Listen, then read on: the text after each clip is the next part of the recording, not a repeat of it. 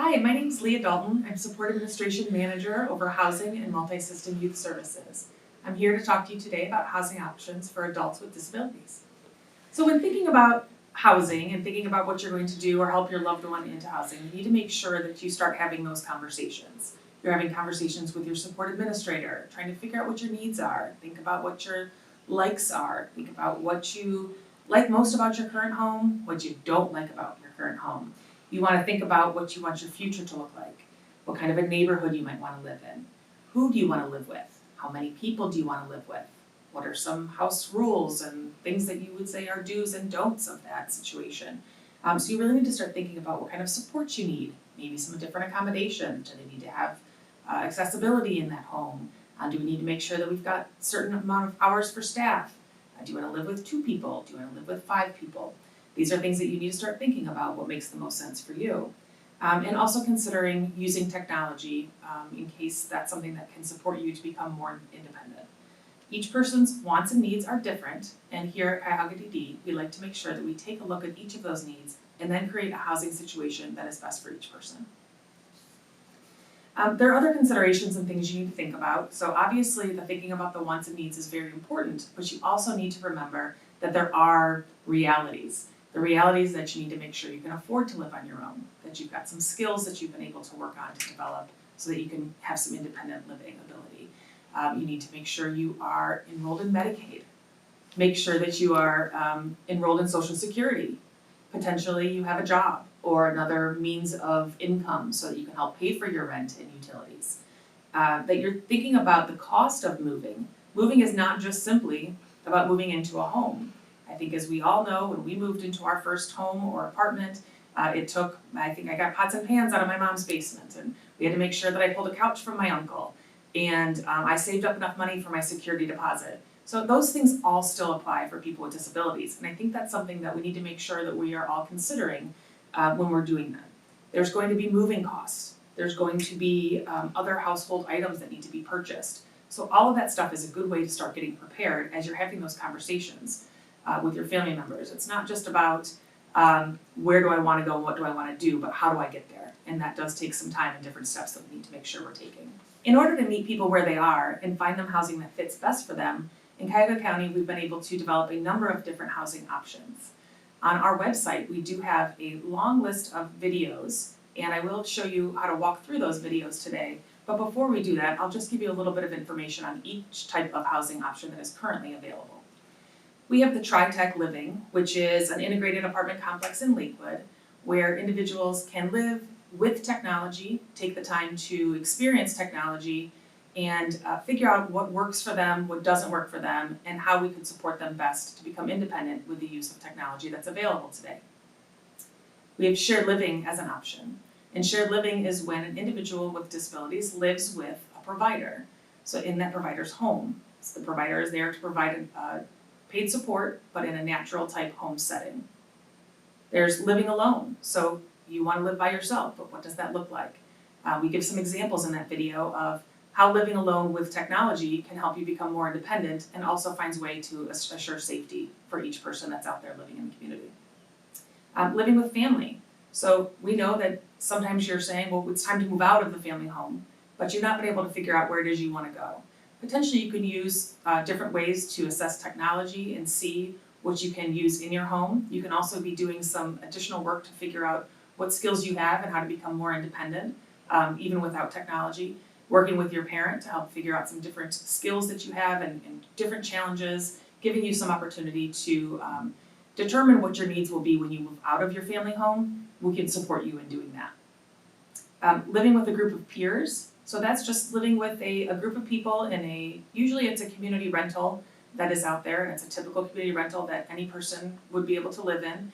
And this is where you're living with people who have like needs and possibly like interests, so you're building different kinds of relationships and friendships with those individuals that you're living in a home with. You would then share bills with those people and be able to just experience life in a group setting. We have living with others in a licensed setting. So a licensed setting is a little bit different than a typical group living setting. There are a number of things that they have to they're checking on, looking into, and your finances are run a little bit differently in a licensed setting. So you'll definitely want to check out the video if you got interested in that. Living more independently with technology. So that's another video that just talks about an individual who lives on their own but has used technology in many different ways to be able to live independently when they didn't think that was going to be possible. Experience living with college students is just that. It's an opportunity to actually live in a house with college students near college campuses. We have one east side and one west side. And in that experience, you're able to learn alongside someone that's also your same age. That it is limited to that age group of college age up to about probably 25 years old. And you're able to get in there, learn, figure out what it's like to make a grocery list together. They're learning too, so it's giving that opportunity for all of you to combine what you know to help build skills so that you can move on to a more independent life going forward. Living in an intermediate care facility, which is living in a licensed and overseen location that does have bundled services included with that package.